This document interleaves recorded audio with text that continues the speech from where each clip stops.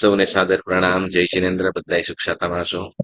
આપણે દંડક પ્રકરણનો સ્વાધ્યાય કરી રહ્યા છીએ. આ દંડક પ્રકરણમાં આપણે 8મું ઇન્દ્રિય દ્વારની વાતો કરી રહ્યા છીએ, જેમાં 5 ઇન્દ્રિય, બરાબર, સ્પર્શનેન્દ્રિય, રસનેન્દ્રિય, ઘ્રાણેન્દ્રિય, ચક્ષુન્દ્રિય અને ક્ષોતેન્દ્રિય, આ 5 ઇન્દ્રિયનો આપણે બાહ્ય અને અભ્યંતર એ 2 પ્રકારની ઇન્દ્રિય કીધી, જેને જે શરીરના અંગમાંથી એટલે સ્પર્શનેન્દ્રિય દ્વારા બનેલી છે, તો એને આપણે નિવૃત્ત ઇન્દ્રિય કહીએ છીએ, બરાબર ને? તો બાહ્ય ઇન્દ્રિય એટલે શું? બાહ્ય ઇન્દ્રિયનું કાર્ય શું અને અભ્યંતર ઇન્દ્રિયનું કાર્ય શું? કોણ કહેશે? થોડીક પ્રશ્નો કરી તમે આજે. બાહ્ય ઇન્દ્રિય અને અભ્યંતર ઇન્દ્રિય વિશે જણાવો. જેમ કે 5 ઇન્દ્રિય છે ને, તો એની 5 ઇન્દ્રિયની બાહ્ય અને અભ્યંતર બંને વિશે થોડું થોડું બોલજો, એક્સપ્લેન કરવાનું. ઓકે,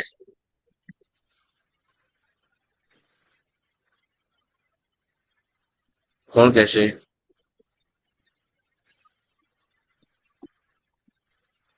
બાહ્ય ઇન્દ્રિય એટલે શું? જે બહાર દેખાતી હોય તે આકાર, જેમ કે જીભ, આંખ, પછી નાક,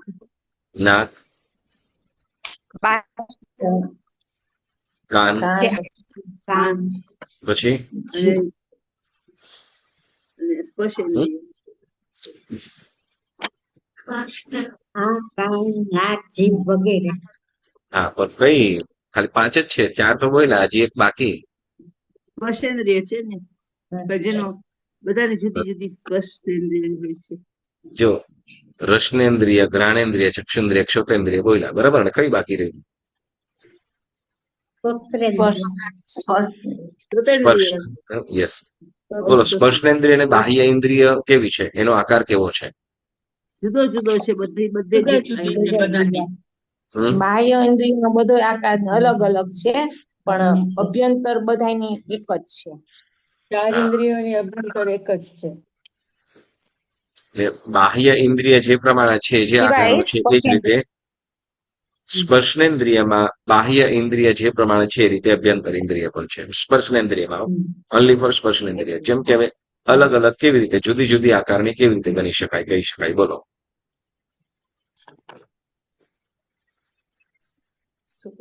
જુદા જુદા આકારની આપણે કેવી રીતે કહી શકીએ?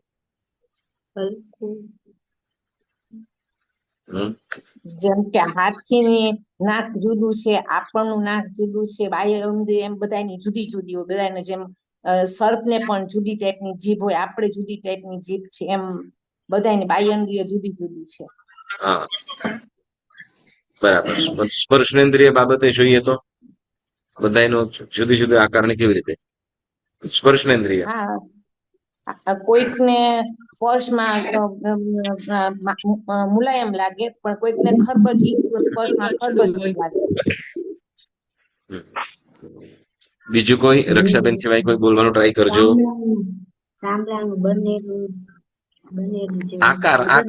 આકારની વાત કરીએ છીએ. ઓકે, એના વિષયની નહીં, આપણે આકારની વાત કરીએ છીએ.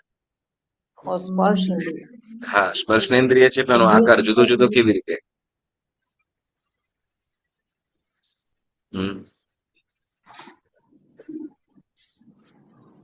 જેમ ડોગી છે, તો ડોગીનો આકાર અલગ છે, તો એની સ્પર્શનેન્દ્રિય આખી એ આકારની છે. સર્પ છે, તો સર્પમાં અને પુત્ર, આ બંનેમાં કઈ ફરક પડે? બંનેના શરીરમાં સ્કિન જુદી હોય, સ્કિન જુદી હોય, બાહ્ય આકાર જુદો હોય, બરાબર. બીજું કહીએ તો કે એનો શરીરનો શેપ, બરાબર ને? શરીરનો શેપ કેવો છે? સાપનો અલગ છે, કૂતરાનો અલગ છે, આપણો અલગ છે, ગાય ભેંસ વગેરેનો અલગ છે ને. તો એ પ્રમાણે અલગ અલગ બાહ્ય ઇન્દ્રિય બધા જીવોની અલગ અલગ છે, સ્પર્શનેન્દ્રિય. અને એ પ્રમાણે સ્પર્શનેન્દ્રિય જે પ્રમાણે છે, એ રીતે બાહ્ય સ્પર્શનેન્દ્રિય જે રીતે છે, એ રીતે અભ્યંતર સ્પર્શનેન્દ્રિયનો આકાર પણ એ રીતે સમજવાનો. ખ્યાલ આવ્યો? હા ફરીથી સર. સ્પર્શનેન્દ્રિય દરેક જીવોની સ્પર્શનેન્દ્રિય ઇન્દ્રિય બાહ્ય આકાર જુદો જુદો આકારનો છે, બરાબર? અને જે પ્રમાણે બાહ્ય છે એ જ રીતે અભ્યંતર પણ છે. એટલે અભ્યંતર સ્પર્શનેન્દ્રિયનો આકાર જુદો નથી. ખ્યાલ આવ્યો? ફક્ત સ્પર્શ ઇન્દ્રિયમાં જ ખાલી તફાવત છે ને? સ્પર્શનેન્દ્રિયમાં, ઓનલી ફોર સ્પર્શનેન્દ્રિય. ઓકે, સ્પર્શનેન્દ્રિયમાં બાહ્ય અને અભ્યંતર બંનેનો આકાર સેમ છે, એટલે જુદો નથી એમ કીધું. બરાબર. જે પ્રમાણે સ્પર્શનેન્દ્રિય છે આકાર, એ જ પ્રકારની અભ્યંતર સ્પર્શનેન્દ્રિય પણ એ જ પ્રમાણની એ જ આકારની રહેલી છે. બરાબર. ઓકે, હવે રસનેન્દ્રિય. રસનેન્દ્રિય દરેક જીવોનો આકાર, બાહ્ય આકાર જુદો જુદો છે. જુદો જુદો છે, બરાબર ને? બાહ્ય આકાર જુદો જુદો છે અને અભ્યંતર અલગ. જેવો જેવો એ લોકોનો આકાર એક છે એ સરખો જ હોય. બધાયનો. બરાબર. બાહ્ય જીભ છે, બરાબર? બાહ્ય દેખાતી જીભ છે એ બાહ્ય, એનો દરેક જીવોનો અલગ અલગ, દરેક જીવોનો અલગ અલગ, બરાબર? હા, જેમ કૂતરાની જીભ હોય તો વધારે લાંબી હોય, બરાબર? વળી ભેંસ વગેરે જે હોય તો જાડી હોય અને હાર્ડ પણ હોય. વળી શું છે કે સિંહ વગેરે છે, હિંસક પશુઓ તો એને કાંટા વાળી જેવી હોય. વળી તો એવી રીતે જેમ સર્પ છે તો એની જીભ વળી વચ્ચે કઈક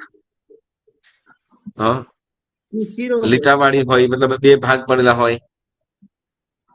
વળી પોપટ હોય તો પોપટ છે એની જીભ કઈક અલગ હોય, હાર્ડ ભાગ હોય છે. કાગડો હોય તો કાગડાની જીભ કઈક અલગ એની હોય છે. તો દરેક જીવોની અલગ અલગ હોઈ શકે બાહ્ય, પરંતુ અભ્યંતર બધાની એક સરખી. બરાબર. અભ્યંતર સર્વ જીવોની એક સરખી છે. પછી ઘ્રાણેન્દ્રિય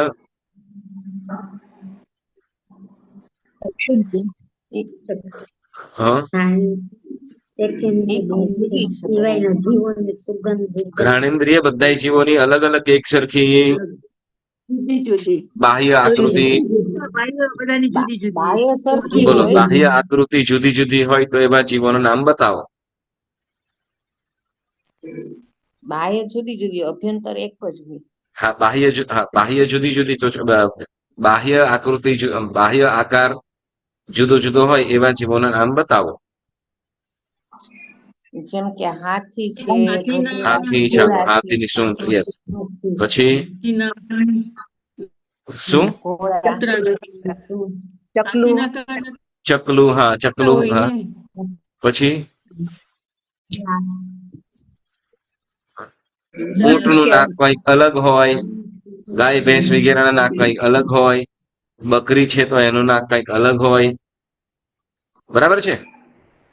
જીરાફ બીજું બોલો, બીજા કોઈ હોય તો નામ બોલો. મંકી નું હોય, હા, વાંદરાનું હોય, જુદું હોય. જગ્યાએ કે ગોરીલાનું નાક એટલું મોટું કેમ? ગોરીલાનું નાક એટલું મોટું કેમ? તો કે એની આંગળી બહુ જાડી હોય ને એટલે એમ કે. ઓકે, મતલબ એનું નાક કઈ અલગ હોય. જેમ બબૂન છે તો એનું નાક અલગ હોય, મંકી છે તો એનું નાક, બરાબર, પીગ છે તો એનું નાક અલગ રહે. તો જેમ બધા જીવોના બાહ્ય મતલબ બાહ્ય જ્ઞાનેન્દ્રિયનો આકાર અલગ અલગ છે, બરાબર, અલગ અલગ હોય, પરંતુ અભ્યંતર બધાયનું એક સરખું. અભ્યંતર બધાયનું એક સરખું, બરાબર. તો એ પ્રમાણે જેમ આંખો, તો આંખો પણ બધાયની અલગ અલગ, બરાબર છે. મનુષ્યની આંખો તો કઈક અલગ આકાર, ભેંસની તો કે કઈક અલગ આકાર, માછલીની તો કે કઈક અલગ આકાર, સાપની તો કે કઈક અલગ આકાર, ચકલી છે તો એની કઈક અલગ આકાર, હાથી છે તો એનો આકાર અલગ, બરાબર. તો બધા જીવોની એ બાહ્ય આંખો એનો આકાર અલગ અલગ હોય છે, પણ અભ્યંતર ઇન્દ્રિય છે તો એ અભ્યંતર ચક્ષુ ઇન્દ્રિય છે તો બધાનો આકાર એક સરખો છે. સરખું હોય છે. બરાબર. તો એવી રીતે ક્ષોતેન્દ્રિય, બરાબર, ક્ષુતેન્દ્રિયનો પણ બધા જીવોનો બાહ્ય આકાર અલગ અલગ છે, બરાબર ને? હા, બાહ્ય આકાર અલગ અલગ છે. જેમ કે બોલો, બોલતા જાઓ, અલગ અલગ બોલતા જાઓ, જેમ ચાલો. કે ગાયનું નાક, ગાયનો, યસ, ગાયનો અલગ. હાથી હા, તમારા આશાબેન કે ભેંસ, એમ કે તમારા આશાબેન કે ભેંસના કાન અલગ. પછી ગાય, ભેંસ, પછી બકરી, ઘોડા, ઘોડો, ગધેડા, ગધેડાનું, હા, આપણા પછી કાન ઉંદર, ઉંદર, બિલાડી, કૂતરા, ઉંદર, ઉંદર, બિલાડી, કૂતરો, હાથી તો બોલાય છે ને, હાથીના કઈક અલગ કાન. સુપડા જેવા. કટલાનું પછી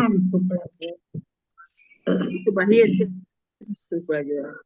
હા, સુપડા જેવા કે ને હાથીના કાન. પછી ઓલું શું કહેવાય? આપણાના કાન કેવા હોય કંચનભાઈ? હોય જ નહીં ને, હોય પણ દેખાય નહીં. ખબર નહીં, એક એને ચશ્મા ના કાગડાના પહેરવાના કાન હોય એટલે નથી કાંઈ. ચશ્મા તો કોઈને ન પહેરવાનું થાય. હાથીએ કોને ચશ્મા પહેરવાનો હોય છે? એટલે જ તો કહું, એને ચશ્મા ના પહેરવાના એટલે કાન દેખાતા નથી એમ. તો હાથીમાં કેમ ઓકે, ચાલો. પછી હા. ઓકે, પછી જેમ સર્પ છે તો સર્પના કાન કઈક સાંભળે છે, બરાબર, બાહ્ય હશે, બરાબર, પણ એની આકૃતિ આપણને ખ્યાલ નથી, પણ એને સાંભળે છે અને બાહ્ય છે એ અભ્યંતર ઇન્દ્રિય સાથે કનેક્ટ કરે છે, બરાબર ને?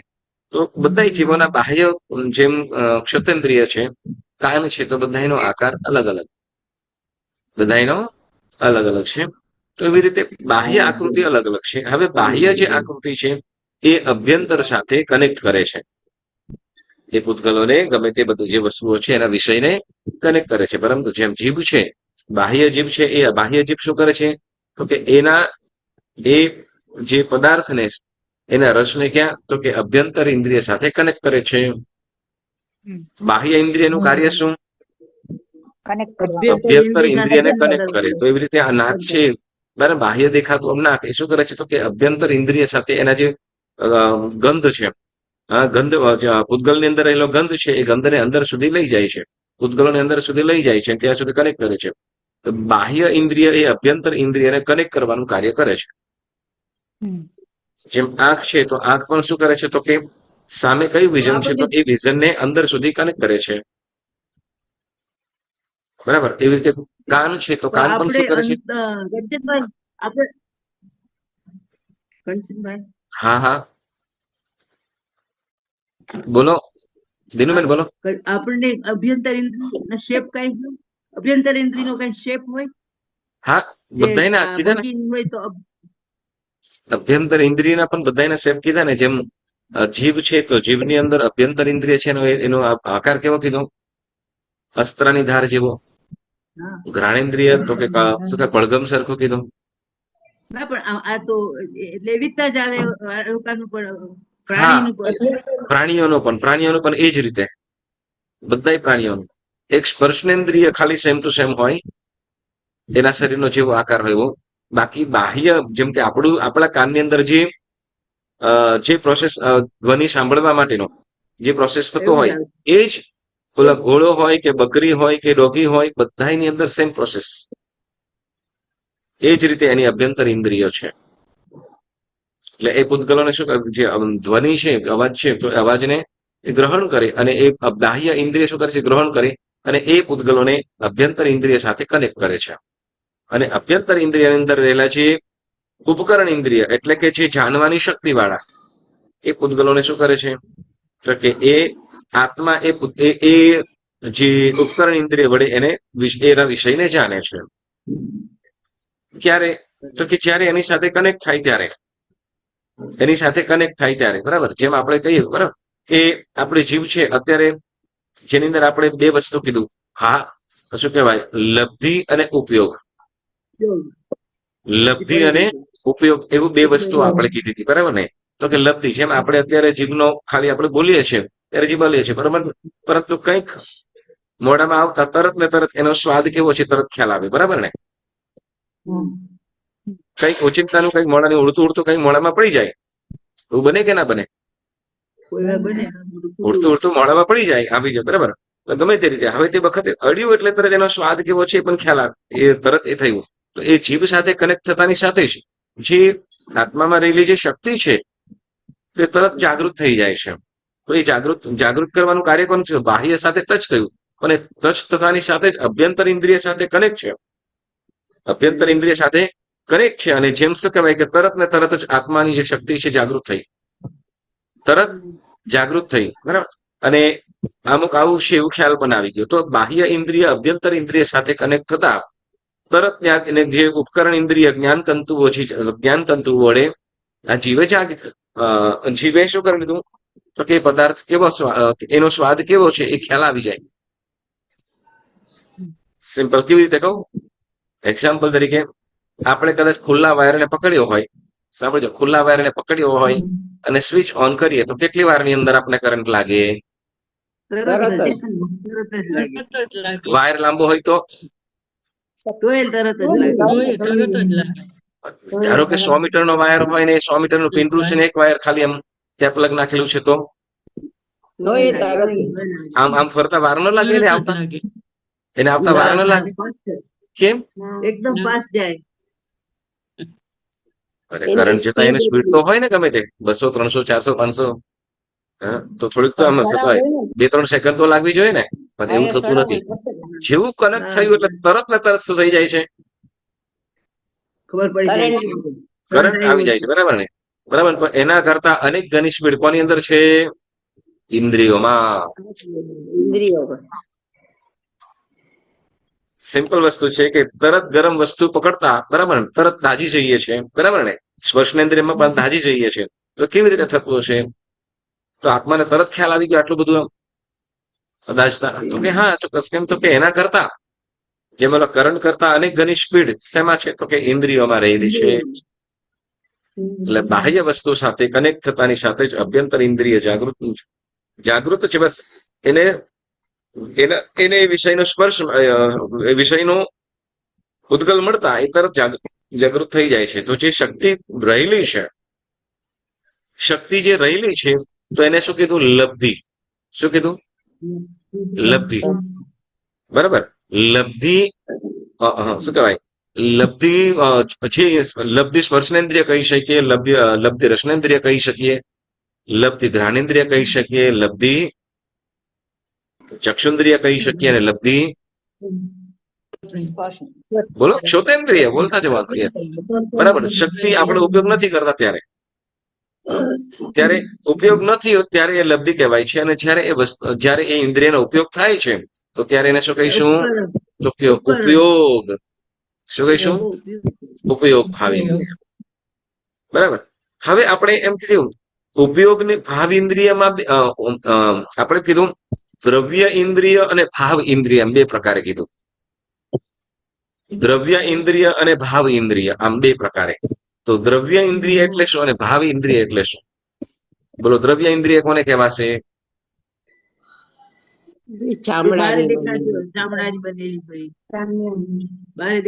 જે સ્પર્શનેન્દ્રિયની આપણને મળી, સ્પર્શનેન્દ્રિય નહીં પરંતુ જે સ્કિન, ચામડાથી જે આપણને જે બનેલી ઇન્દ્રિય મળેલી છે તો એને શું કહીશું? દ્રવ્ય ઇન્દ્રિય. અને ભાવ ઇન્દ્રિય જે અંદર એ નિવૃત્તિ ને એ નિવૃત્તિ અંદર એની અંદર જે પ્રોસેસ થતું હોય, આત્મામાં રહેલી જ્ઞાન શક્તિ જ્ઞાન શક્તિના તંતુ હોય. જાગૃતિ ભાવેન્દ્રિય બરાબર છે. રેખાબેન કઈ કહેતા હતા?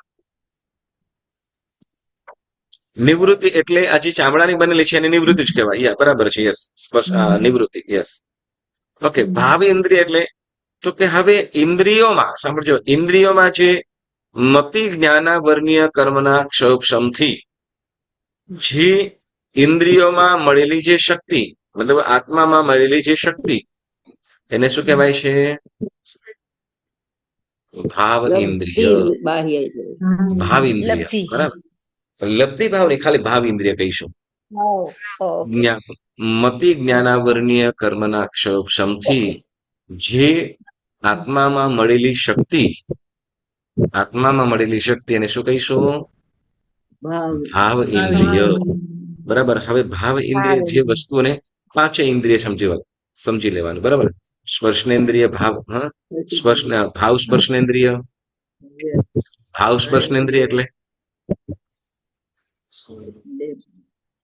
ભાવ સ્પર્શનેન્દ્રિય એટલે તો કે મતિ જ્ઞાનાવરણીય કર્મના ક્ષયોપશમથી, સાંભળજો, મતિ જ્ઞાનાવરણીય કર્મના ક્ષયોપશમથી વસ્તુના કે પદાર્થના સ્પર્શને જાણવાની જે શક્તિ, એને શું કહેવાશે? ભાવ સ્પર્શનેન્દ્રિય. તો એવી રીતે રસનેન્દ્રિય તો કે મતિ જ્ઞાનાવરણીય કર્મના ક્ષયોપશમથી જે જીભમાં પદાર્થના રસને જાણવાની મળેલી શક્તિ, તેને શું કહીશું? ભાવ રસનેન્દ્રિય. બરાબર. પછી હા, એક ક્વેશ્ચન, આપણે આજે ભાવ ઇન્દ્રિયમાં લબ્ધિ ઇન્દ્રિય અને ઉપયોગ ઇન્દ્રિય, તો આ શ્રોતેન્દ્રિયમાં કેવી રીતે થાય? હા, આપણે હા, એ પણ લઈ લઈએ. ઓકે, એ પણ લઈ લઈએ. સ્પર્શનેન્દ્રિય ભાવ અને રસનેન્દ્રિય ભાવનો ખ્યાલ આવે બધાને?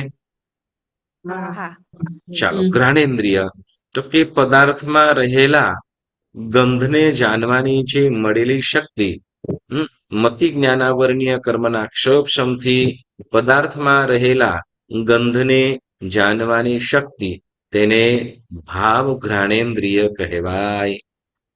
એ રીતે મતિ જ્ઞાનાવરણીય કર્મના ક્ષયોપશમથી પદાર્થના રંગ રૂપને જાણવા જોવાની શક્તિ, તો એને ભાવ ચક્ષુન્દ્રિય કહેવાય. અને પછી કાનનું, રેખાબેન, કે પદાર્થમાંથી નીકળતા અવાજ કે ધ્વનિને જાણવાની શક્તિ, ફરીથી મતિ જ્ઞાનાવરણીય કર્મના ક્ષયોપશમથી પદાર્થ કે વસ્તુ કે ધ્વનિને સાંભળવાની જે મળેલી શક્તિ, તો એને ભાવ શ્રોતેન્દ્રિય કહેવાય. એટલે આપણે રેકોગ્નાઇઝ કરીએ કે આ તબલા વાગે છે, આ હાર્મોનિયમ હા, વાગે છે, યસ, કે આ સમથિંગ, યસ, હા, યસ, એટલે એ ઈ આપણને અવાજને, સમજ હા, પડે એને હા, એ અવાજ જે સાંભળવાની જે શક્તિ, ઈ બરાબર ને? ઉપયોગ કેવાય. ઉપયોગ પછી હજી સાંભળવાની મળેલી શક્તિ. હા, ઓકે, સાંભળવાની મળેલી શક્તિ, એને શું હા. કહીશું આપણે? ભાવ ક્ષુતેન્દ્રિય. બરાબર. ભાવ ક્ષુતેન્દ્રિય. ભાવ જે પદાર્થ કે વસ્તુમાં કે અથવા ધ્વનિને સાંભળવાની, અવાજ કે ધ્વનિને સાંભળવાની જે કર્મના ક્ષમથી મળેલી જે શક્તિ, એને ભાવ ક્ષુતેન્દ્રિય. બરાબર. ઓકે, રેખાબેન, તમારા પ્રશ્નનો જવાબ. ધારો કે એકદમ શાંત વાતાવરણ છે, તમે શું કહેવાય, રાત્રિનો સમય છે, 2-2:30 વાગ્યા, અને તમારી ઊંઘ ઉડી ગઈ, અને તમે પછી શું કહેવાય કે હવે શું કરું, ચાલો ને જરાક લાઈટ ચાલુ કરીને સમજો કે વાંચું. બરાબર. શાંત વાતાવરણ છે, તમે વાંચન કરી રહ્યા છો, અને અચાનક રસોડામાંથી કે ગમે ત્યાંથી કંઈક અવાજ આવ્યો. બરાબર ને? તો આમ તમારું ચિત્ત શું, તમે ચોપડી વાંચતા હતા, બરાબર, તમે ચોપડી વાંચતા હતા, પરંતુ અવાજ આવતા શું થશે? તમારું ધ્યાન તરતથી શું થશે? ડાયવર્ટ થઈ કંઈક થયું, જાય. ડાયવર્ટ થશે, પરંતુ અવાજ સંભળાયો. બરાબર ને? અવાજ સંભળાયો. તો એ અવાજ સંભળાતાની સાથે શું થયું કે એ અવાજને સાંભળવાની આત્માની શક્તિ, જે અવાજ થયો, અને એ અવાજ થતાની સાથે શું, તો કે તમારી આત્માની જે શક્તિ છે એ જાગૃત થઈ અને સાંભળ્યો. બરાબર. સાંભળ્યો, તો એ સાંભળતાની સાથે સાંભળ્યું ત્યારે શું થયું એનો, તો કે ઉપયોગ ભાવ ક્ષુતેન્દ્રિય. ઉપયોગ શું થયું? તે અવાજ તમે સાંભળ્યો, એટલે શું થયું, તો કે ઉપયોગ થયો. અને લબ્ધિ તો કે તમારી પાસે કાનમાં સાંભળવાની શક્તિ હતી, પરંતુ જ્યાં સુધી કોઈ એની જરૂર ન પડી ત્યાં સુધી શું, તો કે તમે વાંચન કરી રહ્યા છે, તમે ધ્યાન દીધું નથી. બરાબર ને? તો સાંભળવાની શક્તિ છે, બરાબર, સાંભળવાની શક્તિ છે, તો એને શું કરીએ છીએ, તો એ શક્તિ છે, તો એને આપણે લબ્ધિ, હા, લબ્ધિ ક્ષોતેન્દ્રિય કહીશું. બરાબર. લબ્ધિ મતલબ કે તે અંદર આત્મા પાસે રહેલી છે, પણ તેનો યુઝ નથી, ઉપયોગ નથી. પરંતુ જ્યારે એ વસ્તુનો આપણે ઉપયોગ કરીએ, ત્યારે એનો શું કહેવાશે? લબ્ધિ ઉપયોગ શ્રોતેન્દ્રિય. બરાબર. તો એવી રીતે આ પાંચે ઇન્દ્રિયની અંદર એ પ્રમાણે સમજવાનું. બરાબર. હવે આ પાંચે ઇન્દ્રિયની અંદર ઓકે, હવે આમાં કોઈને કઈ પ્રશ્ન? સરસ. ઓકે, હવે આપણે આ પાંચ ઇન્દ્રિયને 24 દંડકના જીવોમાં કયા જીવને કેટલી ઇન્દ્રિય હોય એની વાત કરીએ. બરાબર, ચાલો 24 દંડકના નામ બોલજો પહેલા. ચાલો 24 દંડક. શરીર, શરીર, 24 શરીર, અવગાના, સંગયન, સંજ્ઞા, સંસ્થાન, કસાય, લેશાય, સમુદ્રાત, દ્રષ્ટિ, દર્શન, જ્ઞાન, અજ્ઞાન, યોગ, ઉપયોગ, ઉપપાસ, ચવન, સ્થિતિ, પર્યાપ્તિ, કિમાહાર, સંજ્ઞી, ગતિ, અગતિ ને વેદ. ઓકે, હવે 24 દ્વારના હવે 24 દ્વારના નામ બોલો. તો એ જ આવ્યા ને, શરીર, અવગાહના, સંગમ. તો મેં પહેલા શું પૂછ્યું હતું? દ્વાર દ્વાર જ પૂછ્યું. દ્વાર 24. મેં દ્વાર પૂછ્યું હતું કે દંડક પૂછ્યું હતું? દંડક પૂછ્યું. દ્વાર. 7 નારકી, 5 સાવર. 24 દંડક કયા કયા? નારક, બોલ. 1 નારકી, 5 સાવર, 3 7 નારક નો દંડક બોલવાનો છે, ખાલી દંડક ના નામ ને દંડક પણ બોલવાનું છે. 7 બોલો. 7 નારક નો 7 નારકનો એક દંડક. દંડક, ઓકે, 10 પ્રકારના ભવનપતિ દેવોના 10 પ્રકારના ભવનપતિના કેટલા? દેવોના 10 દંડક, 10. ઓકે, પછી 5 સ્થાવરના 5 દંડક. 5 સ્થાવર કયા કયા? એકેન્દ્રિય, બે ઇન્દ્રિય, તેન્દ્રિય, ચૌરિન્દ્રિય, પંચેન્દ્રિય. બરાબર બરાબર. શું હા? શું હા? પૃથ્વી કાય, અપ કાય, તેવ કાય, ભાવ કાય, વનસ્પતિ કાય આવે. વનસ્પતિ કાય. પછી 3 વિકલેન્દ્રિય, 3 વિકલેન્દ્રિય કયા કયા? 2 ઇન્દ્રિય, 3 ઇન્દ્રિય, 4 ઇન્દ્રિય. બે ઇન્દ્રિય, તેન્દ્રિય, ચૌરિન્દ્રિય. આ 3 એ બે વિકલેન્દ્રિયના કેટલા દંડક? 3, ઓકે, કેટલા થયા? 5, 6, 7, 3, 9. ને 10. 9 થયા. 10 ને 11 ને 5. ટોટલ દંડક કેટલા થયા? 18 થયા. 19. 18 થયા. 18. હમ 10 ભવનપતિના, 3 19 થયા, 3 વિકલેન્દ્રિય. 19. 22 દંડક થયા. ના, હજી બાકી છે. ગણપતિ તો બાકી છે. આ તો બોલો. ચાલો ગર્ભ 19 થયા. મનુષ્ય. ઓકે, ગર્ભજ તિર્યન છે, ગર્ભજ મનુષ્ય. એક એક બોલો. હવે વ્યંતર બોલો. દેવ, વ્યંતર 1, જ્યોતિષી 1 અને વૈમાનિક નો વૈમાનિક ના 10 દંડક છે. ના, એક વૈમાનિક નો 1. 24 દંડક એ 40 નથી કરવા ને તે? અને તો 44 કરીને બેસાડ્યા છે ભાઈ અહીંયા બેન. તો એ 24 દંડક ની અંદર બરાબર, આ 24 દંડકોમાં કયા દંડકના જીવોને આ 5 ઇન્દ્રિયોમાંથી કેટલી ઇન્દ્રિય છે એની વાતો કરીએ. બરાબર, ચાલો પેલા શું કીધું? કયા?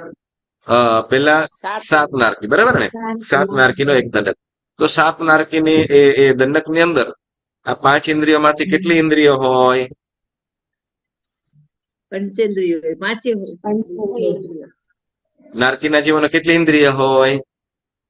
બધી 5. 5 ઇન્દ્રિય. બરાબર, 5 ઇન્દ્રિય. બરાબર કે 5મી કે 5? 5 ઇન્દ્રિય. હા, 5 ઇન્દ્રિય હોય. બરાબર, નારકીને 7 નારકીના જીવોને 5 ઇન્દ્રિય હોય છે. બરાબર, એટલે આ 5 ઇન્દ્રિયની પાસે છે. બરાબર, પછી ભવનપતિ, બોલો. ભવનપતિ દેવ. ભવનપતિ. 5 ઇન્દ્રિય. હા, ભવનપતિ ને 5. ભવનપતિ ને તો 5 ઇન્દ્રિય, નારકી ને 5 ને ભવનપતિ ને 5. શું વાત કરો છો? વાહ. હા કારણ કે એ ઓકે, ભવનપતિ દેવોને. ઓકે, ભવનપતિ દેવો કેટલા છે? દંડક 10. 10. ભવનપતિના 10 દંડકમાં પણ 5 ઇન્દ્રિય રહેલી છે. બરાબર, 5 ઇન્દ્રિય છે. 7 નારકીનો 1 અને 10 ભવનપતિના 10, તો 11 દંડક થયા. પછી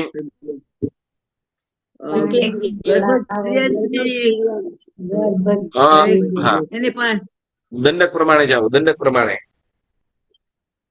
એકેન્દ્રિય, તો એકેન્દ્રિયમાં એક ઇન્દ્રિય, બોલો, એકેન્દ્રિયના કેટલા દંડક છે?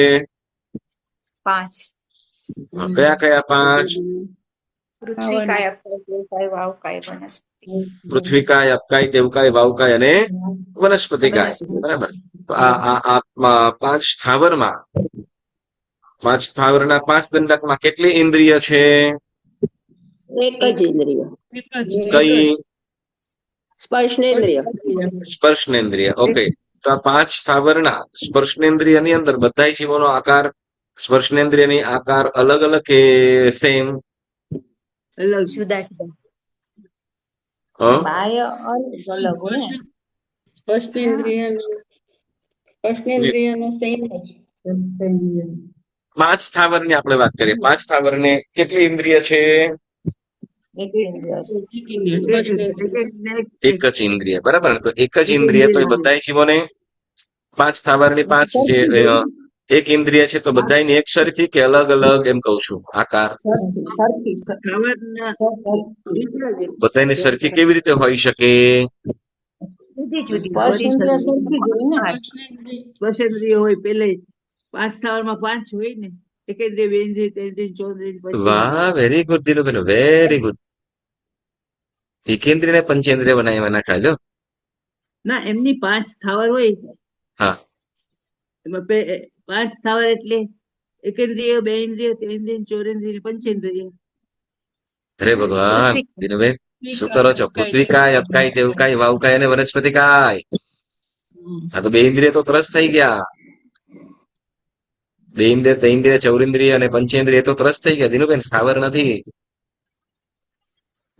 ના, ઓકે, બધાયનો સ્પર્શનેન્દ્રિયનો આકાર બધાયનો અલગ અલગ હોય. યસ, જુદા જુદા. સ્પર્શનેન્દ્રિયમાં બધાયનો આકાર અલગ. સિમ્પલ વસ્તુ કહું, બોલો, કેળાનો આકાર કેવો? કાકડીનો આકાર કેવો?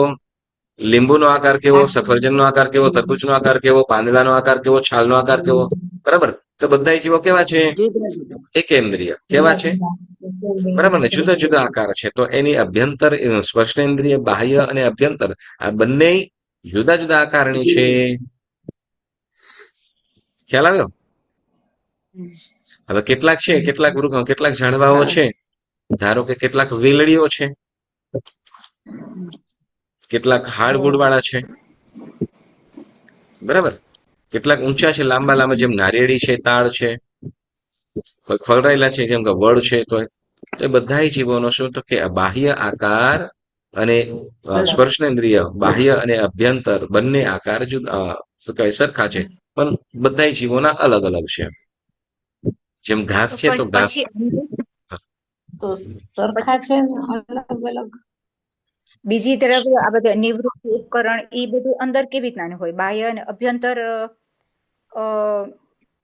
બાહ્ય અને જુદી જુદી હોય. હા, બાહ્ય અને નિવૃત્તિ બંનેનો આકાર સરખો જ છે. કોને? સ્થાવર જીવોને. હા, ખાલી કેમ કે એની પાસે એક જ ઇન્દ્રિય છે, સ્પર્શનેન્દ્રિય એકલી જ છે. ઓકે ઓકે એની પાસે માત્ર સ્પર્શનેન્દ્રિય જ છે. ઓકે. હા, ઓકે, હા, ઓકે. એટલે તમે ઓલું શું કહેવાય, એની જીભ કેવી રીતે હોય એવું વિચારતા હતા ને? એટલે એની ચેઇન પછી ના હોય ને? શું? એનો પછી બીજું કઈ ના હોય ને? જેમ કે જેમ કે ભાવ ઇન્દ્રિય અને એવું બધું હોય. ભાવ ઇન્દ્રિય ખરી, સ્પર્શનેન્દ્રિય, સ્પર્શનેન્દ્રિયમાં ભાવ ઇન્દ્રિય ખરી એની પાસે ઓહો, સ્પર્શનેન્દ્રિયની ભાવ ઇન્દ્રિય પણ ખરી, અચ્છા. રસનેન્દ્રિયની પણ ખરી, પણ ભાવ ઇન્દ્રિય. સાંભળજો, એકેન્દ્રિય છે તો એની પાસે દ્રવ્ય ઇન્દ્રિય નથી, પરંતુ ભાવ ઇન્દ્રિય છે એની પાસે. ધારો કે આપણે એને પોષક તત્વ મળે તો શું થઈ જાય? તો એ ગ્રો થાય, બરાબર ને? પરંતુ જો દવા નાખવામાં આવે તો શું થઈ જાય? દવા ચડી જાય તો મરી પણ જાય. તો એ કેવી રીતે થતું હશે? મરી જાય. બળી જાય, બરાબર ને? બળી જાય. પણ હવે સમજો ભાવ. ઉપર ખાલી મૂળમાં જાય તો પણ, તો કે હા એની પાસે ભાવ ઇન્દ્રિય છે. જો હા આ ચોથા કર્મ ગ્રંથની અંદર આવે, પરંતુ અહીંયા આપણે પ્રસંગોપાત તમને સમજો કે ચોથો કર્મ ગ્રંથ આપણે બનવાના જ છીએ આવતા ભવની અંદર, બરાબર ને? હા, ઓકે. પણ અત્યારે આવતા ભવનું એડવાન્સમાં તમને કહી દઉં કે દરેક જીવ પાસે ભાવ ઇન્દ્રિય રહેલી છે. ફરીથી ને, દ્રવ્ય ઇન્દ્રિય સ્થાવર જીવોમાં સ્પર્શનેન્દ્રિય દ્રવ્ય સાથે છે, બરાબર? દરેક જીવની અંદર દ્રવ્ય ઇન્દ્રિય રહેલી છે, સ્પર્શનેન્દ્રિય, બરાબર? પણ ભાવ ઇન્દ્રિય પણ એકેન્દ્રિય જીવોમાં પણ ભાવ ઇન્દ્રિય એટલે રસનેન્દ્રિય, ઘ્રાણેન્દ્રિય, ચક્ષુન્દ્રિય અને શ્રોતેન્દ્રિય આ બધી વસ્તુઓ એની પાસે ભાવ ઇન્દ્રિય રહેલી છે. એટલે સુગંધ હોય તો સુગંધ એને ફીલ થાય કે ન થાય? તો કે એને પણ ફીલ થતું હોય. એના જીવને સુગંધ કે દુર્ગંધ એને પણ ફીલ થતું હોય. હા, તો એનું નાક ક્યાં? તો કે નાક નથી એની પાસે, પરંતુ ભાવ ઇન્દ્રિય દ્રવ્ય જે ઇન્દ્રિય કહે ને, શું કે બાહ્ય અને અભ્યંતર નિવૃત્તિ અને ઉપકરણ એ નથી, પરંતુ ભાવ ઇન્દ્રિય એટલે કર્મના ક્ષમથી મળેલી જે શક્તિ એ તો છે એની પાસે.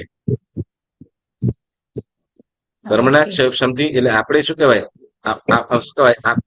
આપણને એ જોઈ નથી શકતું. સાંભળજો, આપણને એ જોઈ નથી શકતું, પરંતુ આપણે ત્યાં છીએ તો એના એ વાઇબ્રેશન થી એને એ ફીલ કરી શકે છે.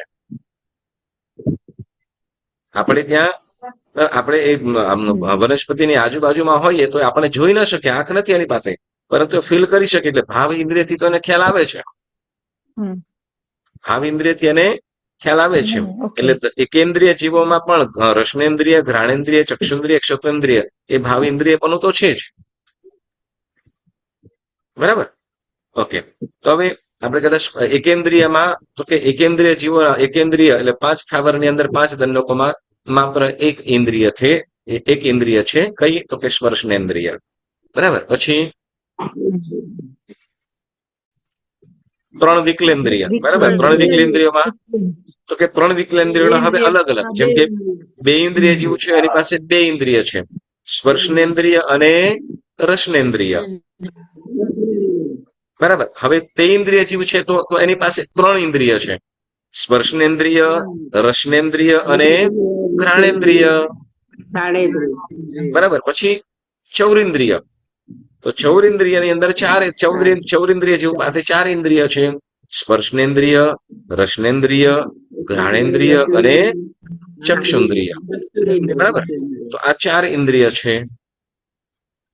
પછી ગર્ભજ તિર્યંચ, બોલો, ગર્ભજ તિર્યંચ પાસે ગર્ભજ તિર્યંચના જે દંડક કેટલા છે? એક, બરાબર ને? એક દંડક છે. અને એ જીવો પાસે પણ 5 ઇન્દ્રિય છે. એ જીવ પાસે પણ 5 ઇન્દ્રિય છે. કઈ કઈ? તો કે સ્પર્શનેન્દ્રિય, રસનેન્દ્રિય, ઘ્રાણેન્દ્રિય, ચક્ષુન્દ્રિય અને ક્ષતેન્દ્રિય, બરાબર? પછી ગર્ભજ મનુષ્ય પાસે તો કે આ 5 ઇન્દ્રિય રહેલી છે. બોલો, આપણી પાસે ક્ષતેન્દ્રિય છે? ક્ષતેન્દ્રિય છે? સાંભળ્યું છે. રક્ષાબેન પાછું બોલો. એક વખત છે ને ફરીથી કોઈ સંત વ્યાખ્યાનની અંદર કોઈ બેન ગયા છે તો કે પછી કમ્પ્લેન કરી કે મારા ઘરવાળા મારું સાંભળતા નથી, ઘરવાળા મારું સાંભળતા નથી. તો સાંભળતા નથી તો પછી ડોક્ટર પાસે લઈ જવાનું. અહીંયા શું કરો છો? તો કે મારું માનતા નથી. હા, તો બરાબર છે. ચાલો, હસી મજાક હતી. ઓકે, મતલબ શું કહેવાય કે 5 ઇન્દ્રિય, બરાબર ને? ગર્ભજ મનુષ્ય પાસે પણ 5 ઇન્દ્રિય છે. પછી આપણે કીધું વ્યંતર જાતિના દેવો, એમને 5 ઇન્દ્રિય છે.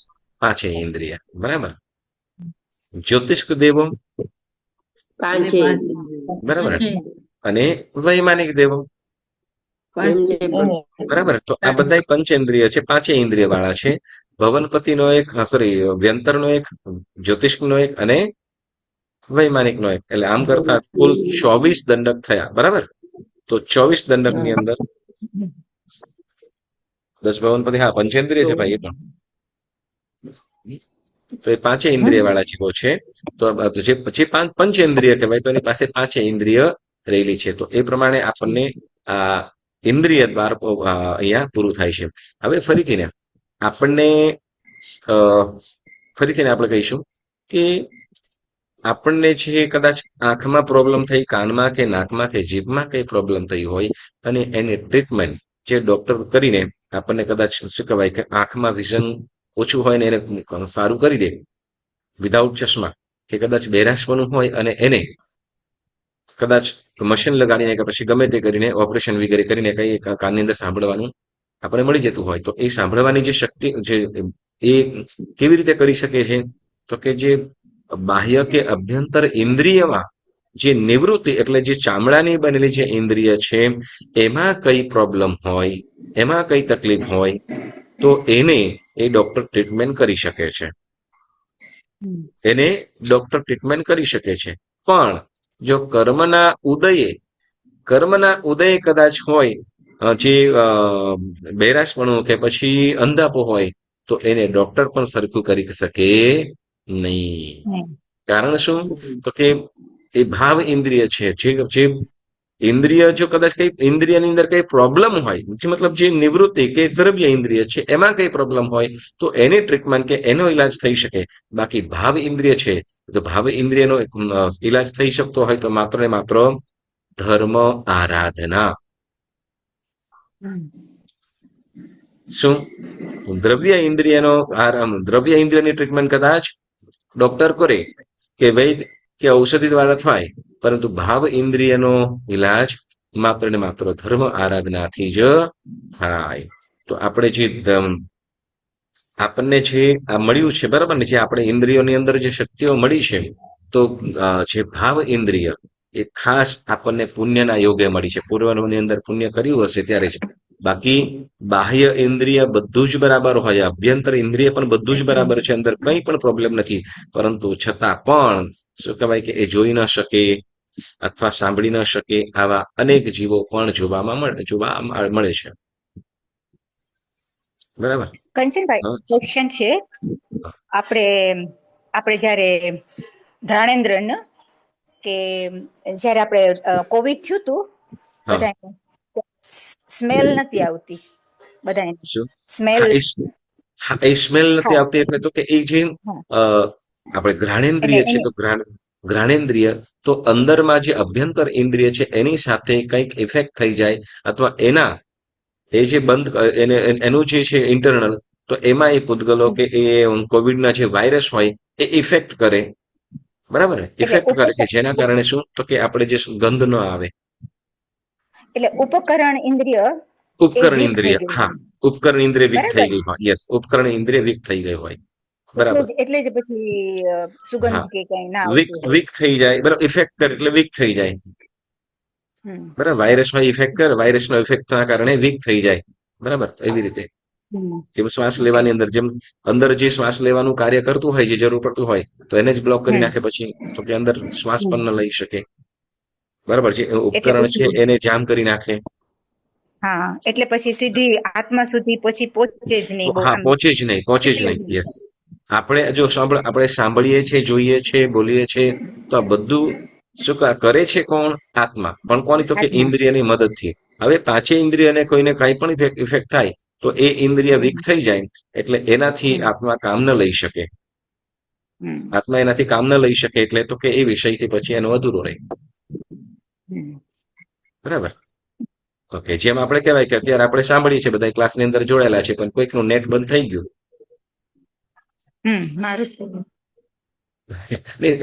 ખાલી જશે કોઈકનું નેટ બંધ થઈ ગયું, શું થાય? તો કે બિચારો એની પાસે ફોન છે, પરંતુ નેટ નથી, એટલે શું કરે? તો કે એ જોઈન થઈ શકતો નથી. બરાબર, જોઈન થઈ શકતો નથી. હવે શું કરે? તો કે એની પાસે તે વખત મિસ થાય. તો એ રીતે શું? તો કે આપણો આત્મા છે એ પણ શું? તો કે નેટની જેમ આ ભાવ ઇન્દ્રિય કર્મના ક્ષમથી જે મળેલી છે, તે એક શક્તિ એની પાસે છે, પરંતુ સામે જે ઉપકરણ નેટ છે, પરંતુ તમારો ફોન બેટરી લો થઈ ગઈ છે, બેટરી પૂરી થઈ ગઈ છે, સ્વિચ ઓફ થઈ ગયું છે. હવે તો પણ પ્રોબ્લેમ. બરાબર ને? તો પણ પ્રોબ્લેમ. તો તેમ પ્રમાણે શું? તો કે બેટરી લો થઈ જાય ને સ્વિચ ઓફ થઈ જવો આ ઇન્દ્રિયનું કાર્ય, દ્રવ્ય ઇન્દ્રિય છે તે. અને ભાવ ઇન્દ્રિય એટલે નેટ જેવું કામ.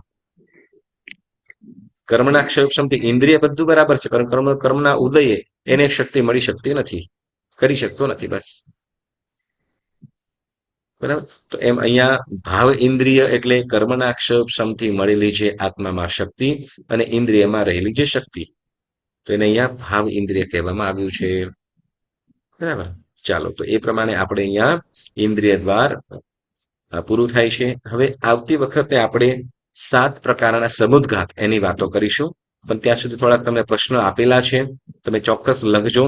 જવાબ લખી લીધા છે બધાય.